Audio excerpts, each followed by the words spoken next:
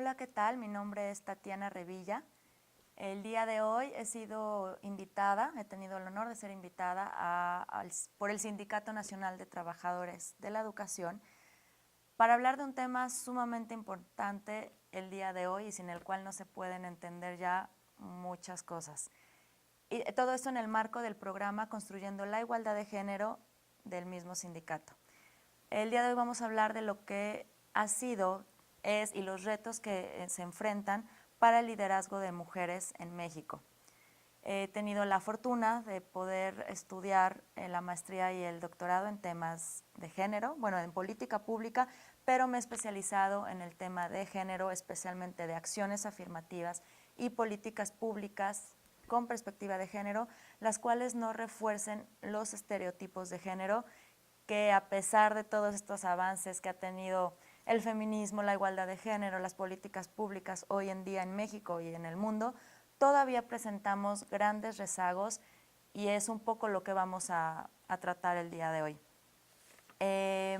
Lo que me interesa revisar en este tema tan importante que es el liderazgo de mujeres. Para empezar le puse de título, o bueno, a la plática, el número sí importa.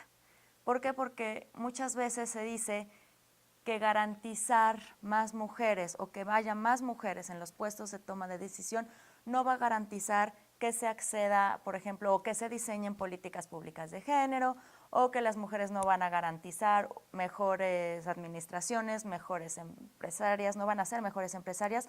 Es cierto que el que vaya una mujer, por ejemplo, siendo la presidenta de un país, no va a garantizar que sea un mejor gobierno, porque al final somos seres humanos. Pero sí, el que muchas mujeres estén en política, el que muchas mujeres estén en puestos de toma de decisión en las empresas, sí va a cambiar, no por una cuestión de género, porque parte del trabajo que se quiere hacer hoy en día es dejar de ver como hombre y como mujer, como características de hombre y características de mujer. Parte de lo que queremos hoy en día las personas que estamos buscando la igualdad de género es, en dado momento, dejar de hablar de mujeres y hombres, sino de seres humanos. Entonces, es cierto, el que una mujer esté en un puesto de decisión no garantiza que lo va a hacer mejor, porque somos seres humanos y tenemos las mismas debilidades, incluso mismas fortalezas que los hombres. Pero sí, entre más mujeres haya en estos puestos, sí cambia el imaginario social. También aquí traigo una frase que dice, no puedes ser lo que no puedes ver. Entonces, si desde pequeños las niñas, niños no ven que hay mujeres en puestos de toma de decisión altas, ya sea política, empresarias, en todos los ámbitos, pues va a ser más difícil que las niñas, por ejemplo, se sientan capaces o vean que pueden acceder a estos puestos. Por lo que el número entonces sí importa y simplemente por una cuestión de representatividad en la democracia. ¿Por qué? Porque somos la mitad o un poco más de la mitad, no sé por qué, pero siempre somos más de la mitad.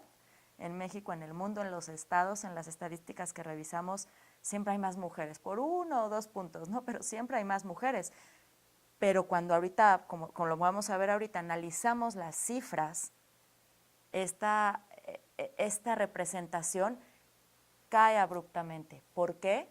Bueno, pues ahorita es lo que intentamos, no se va a resolver en este momento y todavía quedan muchos años por resolver esto, pero ya llevamos un camino avanzado y tenemos que seguir en él y viendo en qué hemos fallado.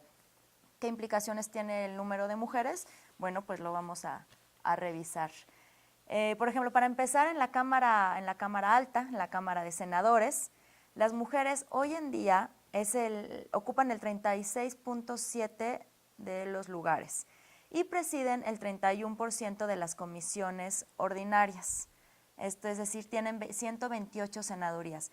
Esta es una de las cifras más altas, bueno, no es una de las cifras, es la cifra, me parece, más alta que ha habido en la historia del número de mujeres que ocupan estos cargos de senadoras. Claro, esto es porque ha habido cambios en la ley electoral y ahora ya se busca una paridad, tanto paridad horizontal como paridad vertical, pero bueno, vamos a ver qué pasa también con esa ley, ¿no? Porque tal parece, y como es en el tema de género, así es en otros temas, ya no solo es tener la ley. costó tener la ley de paridad, que puede ser debatible. Algunos especialistas creen que las cuotas no es la solución. Mi punto de vista es que todos los países desarrollados, los que hoy ya tienen un cambio de cultura, tuvieron que pasar por ahí. Por supuesto que lo ideal es que desaparezcan las cuotas en algún momento. Lo ideal es que no exista el Instituto Nacional de las Mujeres. Lo ideal es que no exista una ley de violencia de género o de violencia contra las mujeres, pero en lo que llegamos a que esta sea un cambio cultural, necesitamos ese tipo de legislaciones. En México es una realidad que sin estos cambios en la ley electoral no se hubieran alcanzado los porcentajes que hoy se tienen en la Cámara de Diputados y en la Cámara de Senadores. Y no solo es un problema de México, si nos vamos a revisar, por ejemplo, mundialmente la estadística, los puestos importantes en política y en empresas no sobrepasa más del 20% de mujeres, ¿no? Y estamos hablando de países hasta como en Estados Unidos, que ya es un país más igualitario en muchas situaciones. Reino Unido por primera vez tiene una ministra, Francia seguramente va a tener una presidenta, Naciones Unidas está hablando que ahora va a haber una mujer, el Fondo Monetario Internacional ya lo dirige una mujer. Entonces, ¿qué está pasando? Sí ha habido cambios, pero aún así las cifras siguen siendo pocas, no, como les digo, no sobrepasa de un 20%. Otra cuestión muy interesante, que es lo que yo trabajo más a profundidad, es la cuestión de los estereotipos. Si vemos, por ejemplo, ahorita en las comisiones del Senado, el 31% de las comisiones ordinarias y 29% de las comisiones especiales son para mujeres. ¿Qué comisiones tienen las mujeres?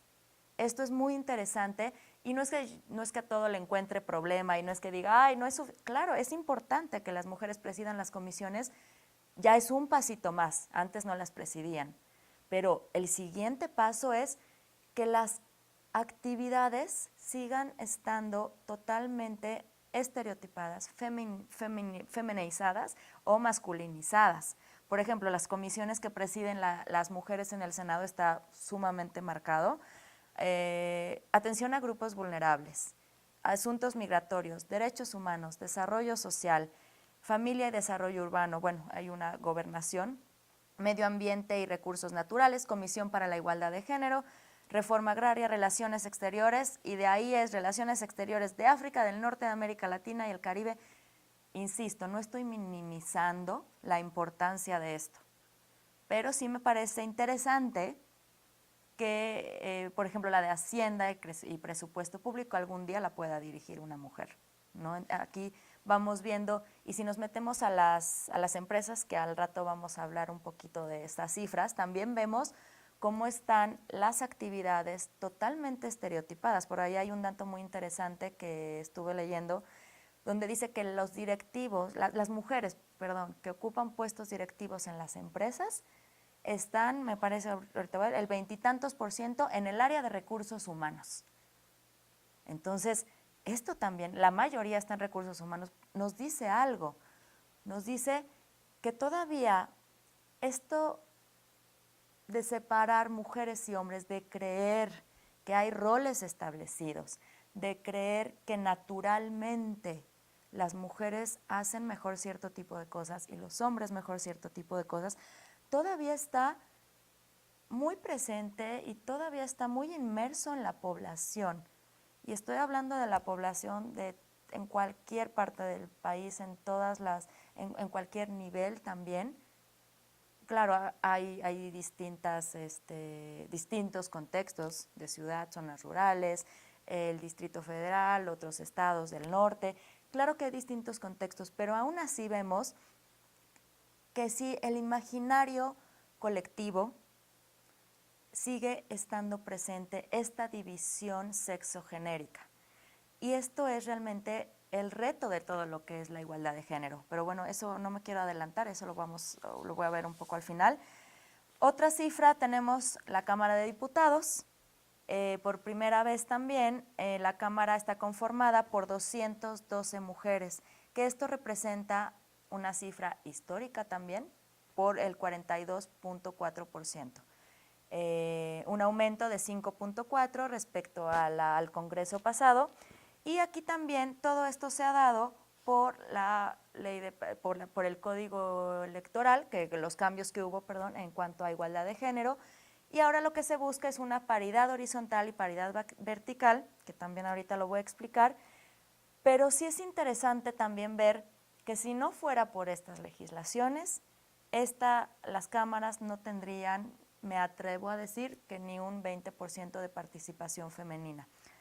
También, claro que la ley presenta muchas, no irregularidades, sino tal parece que no solo es hacer las leyes, ahora hay que exigirlas, porque a pesar que se tiene ya la paridad horizontal y paridad vertical, esto abarca hasta los municipios, ¿no? Las regidurías, las sindicaturas, las presidencias municipales, que ahorita vamos a ver esas cifras, que son también, bueno, en las cámaras no, pero en este espacio local todavía son mínimas las cifras, pero no se está dando cumplimiento a la ley. Hay mujeres que han tenido que ir a ampararse, ir a pedirlo a los tribunales, porque tal parece, no es solo que esté la ley, hay que exigir que se cumpla y hay que exigir que se haga cumplir. Entonces aquí estamos ante un problema porque ya tenemos la ley de paridad, ya tenemos los artículos donde dan estos, no son privilegios porque es una acción afirmativa, sino estas medidas para conciliar ciertas desventajas. Esto también es importante decirlo, no son privilegios, porque el verlo de esta manera es donde entra el debate, ¿no? De las cuotas y por qué una mujer y si no, qué tal si no está tan preparada como un hombre. Bueno, porque son medidas temporales para restablecer ciertos derechos que se han sido negados en el pasado o para llegar a una igualdad de piso, se puede decir. Una vez que se logre esta igualdad de piso, bueno, por supuesto que deben desaparecer las acciones afirmativas. Otra cifra, ahora nos vamos, ya vimos el poder legislativo, el poder judicial. Aquí hay algo muy interesante, ¿por qué? Porque más del 40% del personal de todo el poder judicial son mujeres. Sin embargo, cuanto más sube el nivel jerárquico, esta cifra se va para abajo. Solo 14% de los magistrados en México son mujeres. De la Suprema Corte, bueno, actualmente solo tenemos 2 y hemos tenido 2 por algún tiempo. Entonces, aquí también los juezas, también la mayoría son hombres. Aquí también hay una cuestión de división sexual de labores. ¿Por qué? Porque encontré también un dato muy interesante que dice que las juezas son más numerosas en ciertas ramas de derecho, como es el ámbito familiar, civil o laboral. Todo esto, por ser tradicionalmente, o sea, se podría decir que las juezas en esos ámbitos son más sensibles, entienden mejor la problemática. Entonces, claro, puede ser que sea cierto, no por una cuestión natural, sino por una cuestión educativa, porque así hemos educado a los hombres y las mujeres. Hemos tenido un sistema educativo, no me refiero a la escuela, sino una estructura social que va dividiendo desde que nacen a los hombres y a las mujeres, los vamos determinando. Eso es lo que trata, bueno, no lo que trata, sino lo que explica todo lo que es la teoría de igualdad de género. No es una ideología, como ahora se ha escuchado por ahí, ¿no? Que le dicen la ideología de igualdad de género. Bueno, es como si le dijeras la ideología de la relatividad. Esto es teoría, es ciencia. Claro, es ciencia social, no se puede probar como la relatividad, pero son teorías que se prueban de alguna u otra manera en sociedades, que se basan a través también de la investigación, de la observación empírica. Entonces no son ideologías, es teorías. Entonces esta cuestión de dividir incluso las actividades de los jueces y de las juezas también nos dice algo. Nos dice que estos estereotipos siguen presentes en este poder también, ¿no? En el poder judicial. En el orden estatal, este dato también parece ser bueno, todos y todas lo sabemos, pero cuando estaba yo buscando las estadísticas me quedé un poco preocupada y la verdad es que dije, bueno, parece que no hemos avanzado, no lo quiero decir tal cual, pero hemos tenido únicamente 6 gobernadoras en México. Hoy actualmente tenemos una de 32. Los estados que han tenido gobernadoras, bueno, son Colima, con Griselda Álvarez, Tlaxcala, Beatriz Paredes, Yucatán, Dulce María Sauri, Distrito Federal, bueno, gobernadora, pero jefa del Distrito Federal, Rosario Robles, Zacatecas, Amalia García, Yucatán, Ivonne Ortega, que acaba de salir el sexenio pasado, y actualmente tenemos una gobernadora, la gobernadora de Sonora. La verdad es que esta cifra sí me parece muy reveladora, porque 6 gobernadores, bueno, de por sí, ahorita tener una gobernadora de 32, si nosotros, yo siempre digo que espero que en un futuro cuando veamos las fotos de los gabinetes, de los jueces, de las juezas, de los magistrados, en un futuro y veamos puros hombres, digamos, bueno, ¿qué era esto, no?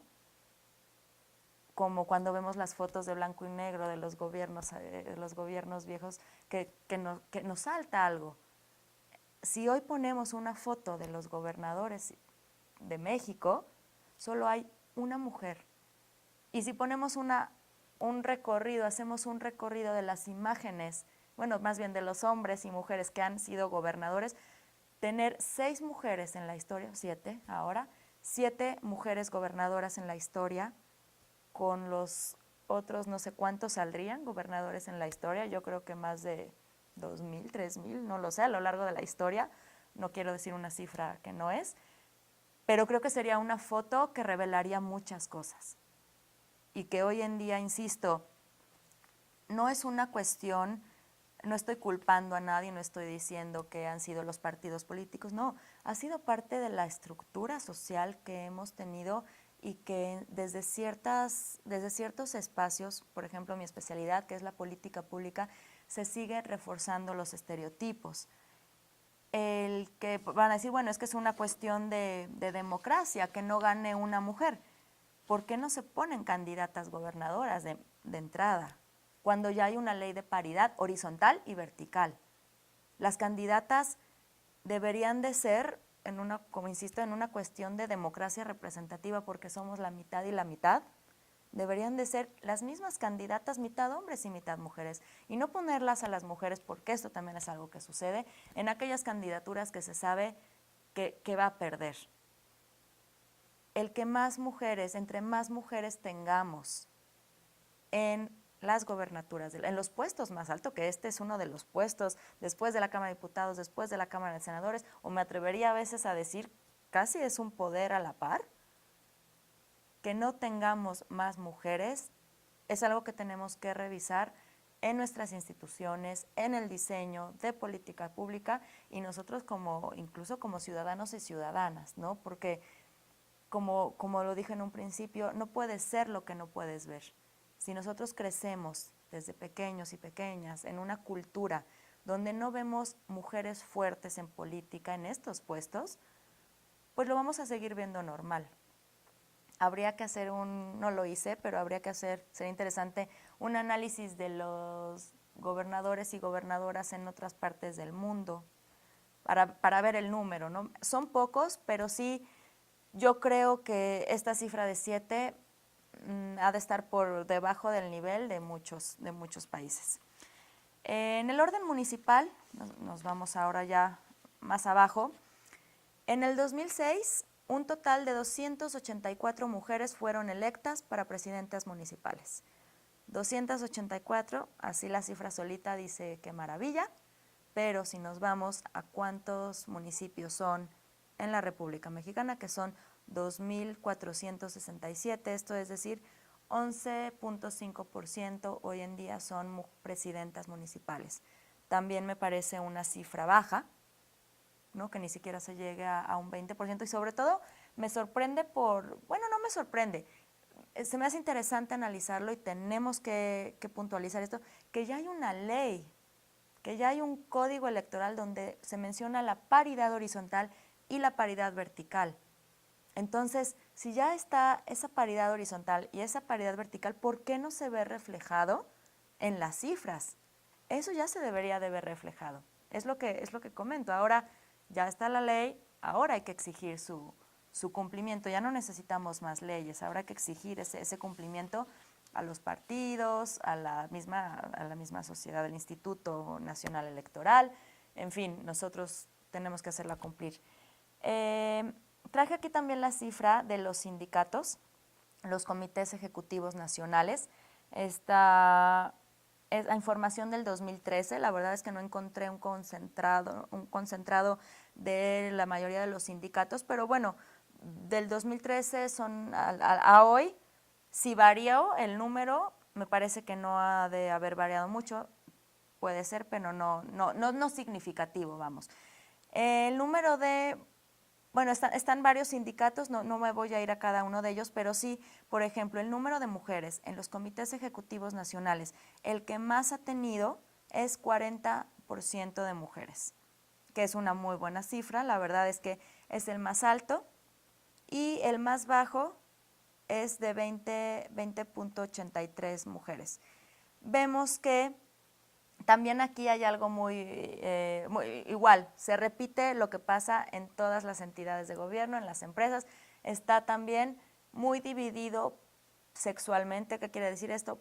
Por las actividades, o tienen aquellas cargos o carteras, áreas en los comités ejecutivos nacionales que se consideran más femeninas o más femeninas. También ocurre en los comités de los sindicatos nacionales.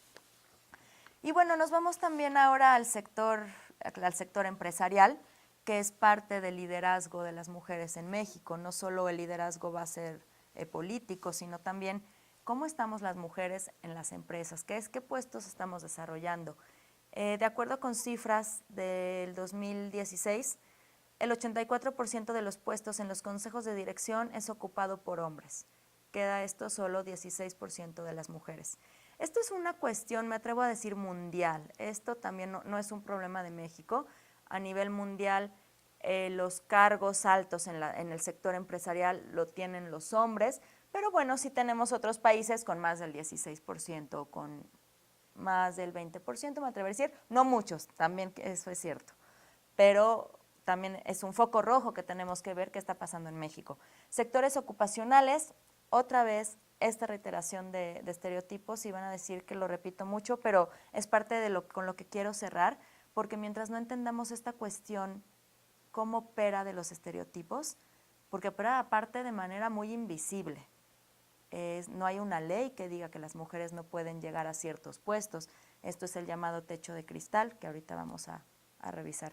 Sectores ocupacionales, según datos del Instituto Nacional de Geografía y Estadística, el 78% de las mujeres trabajan en el sector salud y en el sector educación.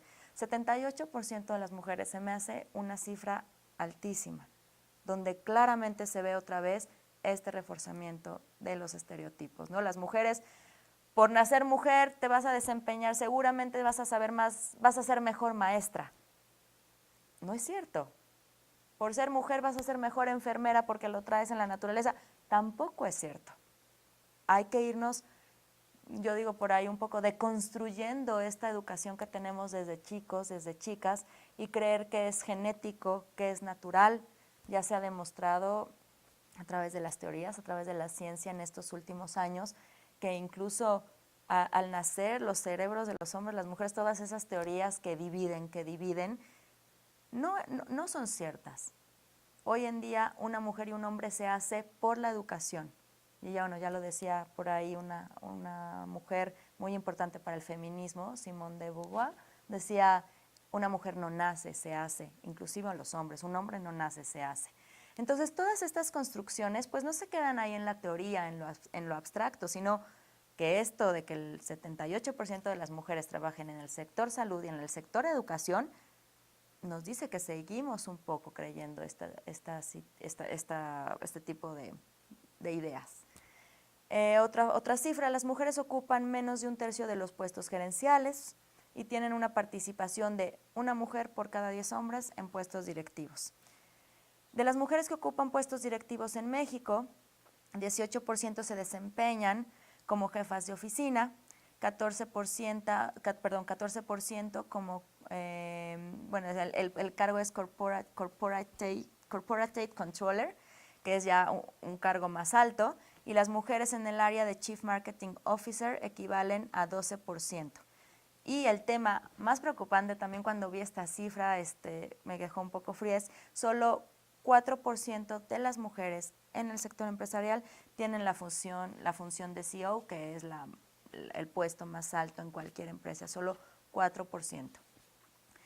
Y es lo que les comentaba, las mujeres que ocupan posiciones directivas en México se ubican de manera predominante en recursos humanos con un 27%. Y bueno, todas estas cifras, por supuesto que, insisto, no es desmeritar, no es minimizar los grandes avances que se han logrado. Hace algunos años no teníamos, bueno, era impensable que una mujer, bueno, no algunos años, ya hace algunas décadas, porque muchas mujeres han venido trabajando por esto desde los años 60, los años 70, incluso antes, pero las luchas eran diferentes y se empezaron a obtener ya resultados más visibles en los años 60, 70, ¿no? Ya con mujeres acceder a puestos. Por supuesto que hemos avanzado muchísimo en estos, ya el simplemente tener legislaciones, esto que están haciendo hoy en día los sindicatos como este programa, cada vez vemos más el tema de género que se posiciona, no solo a nivel nacional, sino a nivel internacional. Hoy en día no podemos ver a un candidato o candidata sin que el tema de género esté en su agenda. Hoy en día, aquellas empresas que quieren tener estándares internacionales no lo pueden lograr sin mujeres en sus puestos directivos, e incluso hay una figura, bueno, un elemento de la transversalidad de la perspectiva de género, que es la institucionalización de la perspectiva de género. Hoy en día ya existen estas normas de igualdad laboral que poco a poco van a seguir siendo obligación, tanto en instituciones de gobierno como en empresas privadas. Entonces, hoy en día el tema de género ya por supuesto que ha avanzado muchísimo. Sin embargo, estas cifras que acabamos de ver, pues sí nos dicen algo. Nos dicen que seguimos teniendo muchos regazos, sobre todo en el número de mujeres, en el liderazgo de mujeres, en el ámbito tanto privado como público. Algunos de estos obstáculos estructurales de la sociedad han sido la carga de trabajo no remunerado. Por ahí decimos que las mujeres ya nos liberamos, ya estamos en el espacio privado, en el espacio público, ya trabajamos, ya somos todas feministas y ya entramos a la liberación femenina. ¿Pero qué creen? Que se nos quedó la carga privada. Entonces tenemos lo que es la doble jornada laboral. Ustedes de verdad véanlo, yo creo que, y esto siempre se repite, vean las mujeres y los hombres de sus familias, los dos, las que trabajan y los que trabajan, y siempre la mujer trae ya como, por ahí dicen que es inconsciente, bueno, sí es ya inconsciente, no natural, inconsciente, el cuidado y la obligación de los hijos. En los trabajos, ¿quiénes son las que piden permisos para ir a la junta del niño, para ir por el niño que se enfermó? Y no solo los niños, hay una cultura de cuidado del otro que corresponde a la mujer. Si hay enfermos en la casa, si hay que cuidar a los abuelitos, a las abuelitas, al mismo papá, a la misma mamá, ¿quiénes son las que se hacen cargo del cuidado de los otros? Siguen siendo las mujeres.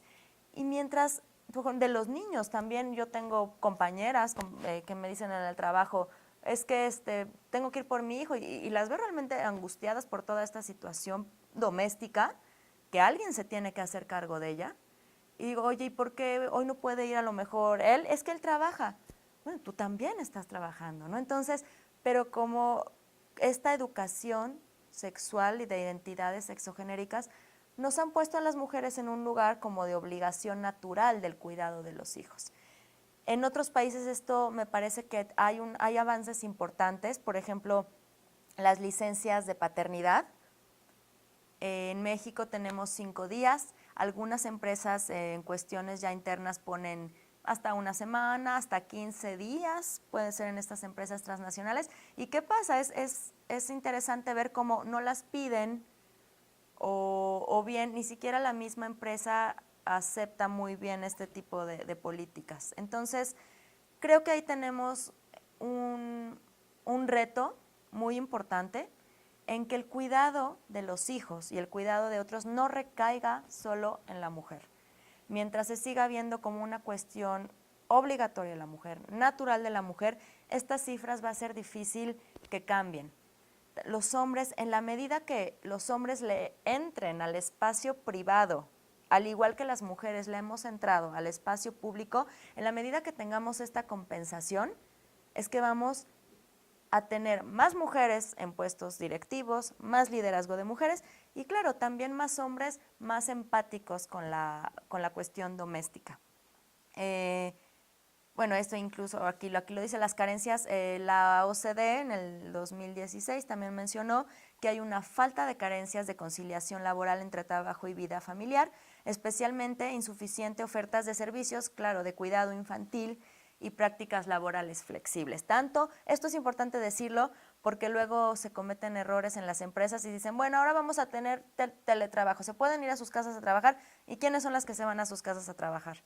Las mujeres. Los hombres se siguen quedando en la oficina y las mujeres son quienes se da mayor flexibilidad para el cuidado del hogar, pero las que toman estos permisos son en un 90% son las mujeres. Entonces aquí, claro, hay que tener más prácticas de conciliación de vida laboral y familiar, pero para ambos géneros, que se ocupen por igual. Bueno, el llamado techo de cristal, esto es interesante, seguramente ya ustedes han escuchado el término techo de cristal. Es este techo que no permite a las mujeres llegar a estos puestos, por ejemplo, de CEO, de magistradas, de ministras. ¿Qué quiere decir? Que no hay una ley que te diga que las mujeres no pueden acceder a estos cargos. Por supuesto que todo esto no está escrito. Y es un techo de cristal, ¿por qué? Porque la mujer va subiendo niveles hasta que llega a un punto que ya no sube más. ¿Por qué? No por una ley, repito, o una norma interna de las empresas, sino por todos estos códigos culturales, toda esta educación sexogenérica, esta división de actividades que opera a nivel simbólico. Todo esto, repito, opera de manera casi invisible. Las personas de la empresa no le van a decir a esa mujer, tú no vas a poder llegar a ser CEO. No, pero las juntas que ponen a lo mejor a las 9 de la noche o a las 2 de la tarde, cuando la mujer tiene que ir por esta carga doméstica, ella tiene que hacerse cargo de los niños o de alguna otra persona en la familia y le es imposible acudir a la junta. Entonces, este tipo de cosas, por supuesto que cuando hay que elegir a alguien, ¿a quién se va a elegir? A quien está siempre en la junta, a quien sabe todo lo que sucede en la empresa, a quien se queda a las 11 de la noche porque no tiene ninguna obligación o ninguna carga doméstica, a alguien, quizás hasta no solo un hombre, sino a personas que no tienen hijos, podría ser. ¿A quién se va a elegir? Bueno, pues por obvias razones se va a elegir de entre la mujer que sale y sale por el hijo, a alguien que está todo el tiempo ahí, pues vamos a elegir a alguien que esté todo el tiempo ahí. Pero esta cuestión, y claro, y esta cuestión impide, este es el techo de cristal cultural invisible que impide que la mujer llegue a ser CEO de la empresa. Pero no es una cuestión de género o de incapacidades, ni de que un hombre sea capaz, sino es por estas cargas domésticas que históricamente siguen estando del lado de la mujer. Bueno, el reforzamiento de estereotipos de género a través de las políticas públicas, esto es interesante. ¿Por qué? Por ejemplo, hasta hace, ¿qué me parece? ¿Un año? O hace poco, 7, 8 meses, no tengo el dato específico, se acaba de otorgar un amparo a un hombre a través de la Suprema Corte de Justicia para que pueda él, como hombre, acceder a la guardería del Seguro Social. Esto no se podía, solo las mujeres tenían acceso a las guarderías del Seguro Social. ¿Y esto qué te quiere decir? El Estado manda un mensaje cuando yo Estado no permito que los hombres tengan acceso a guarderías, y las mujeres sí, estoy mandando mensajes simbólicos, por supuesto sin decirlo, pero estoy mandando mensajes al imaginario colectivo de que quienes son responsables del cuidado de los niños, de la educación de los niños, de la carga doméstica, son las mujeres. Le estoy quitando esa responsabilidad a los padres a través de una política pública. Entonces, esto es sumamente importante. Por supuesto que hay muchas áreas de donde se debe de cambiar esto de los estereotipos, pero una de ellas es a través del diseño de políticas públicas. Ya hoy en día, como les comento, ya la Suprema Corte señaló que tanto hombres como, bueno, le dio un amparo a esta persona. Hay que cambiar ahora la legislación para que los hombres ya puedan tener acceso a las guarderías. No solo qué tal si es un hombre soltero, que si un hombre que ya cada vez también hay más hombres que se quedan con los niños. Esto antes era impensable en México. Incluso hasta las legislaciones obligaban a los niños a quedarse con las mamás porque era mejor para ellos. ¿Por qué era mejor para ellos? Pues porque la mamá naturalmente cuidaba a los niños, pero en muchos casos la verdad es que no es cierto esto. En muchos casos los hijos también pueden llevar una vida sana con los papás, con el papá, pero apenas hasta hoy se está empezando a ver eso. Entonces va a haber, yo creo que estos 10 años siguientes, va a haber cambios muy fuertes en la cuestión de género. El tema ahorita abrió muchas posibilidades y muchos, sobre todo, cambios profundos desde esto, ¿no? De cambios en las familias, que antes, por ejemplo, en algunos talleres que doy, yo le decía a las personas, ¿cuándo vieron a su abuelo lavar los trastes? Bueno, 1 a 2 personas levantan la mano, no más. Hoy en día los niños es muy normal que vean al papá lavar los trastes. Entonces, vemos que sí ha habido, estos son tipos de cambios que a lo mejor parecen simples, pero que generan un cambio en el imaginario colectivo, en el inconsciente social, o sea, en este imaginario social que va cambiando las identidades y va viendo la niña, pues cuando ve al papá lavar los trastes, o la niña cuando ve a la mamá que se va a trabajar, la niña cuando ve que una persona, mujer, es presidenta de la República, ¿no? Algún día que tengamos una mujer presidenta, bueno, pues va a decir, yo quiero ser presidenta de la República. Pero si no lo veo, pues no, muy difícilmente voy a tener esta idea de querer ser algo que no puedo ver. Y bueno, ya por último me gustaría, aquí encontré una frase de Michelle Bachelet que decía, si una mujer entra en política, cambia la mujer. Si muchas mujeres entran a la política, cambia la política. Insisto, no se trata de solo tener casos de excepciones.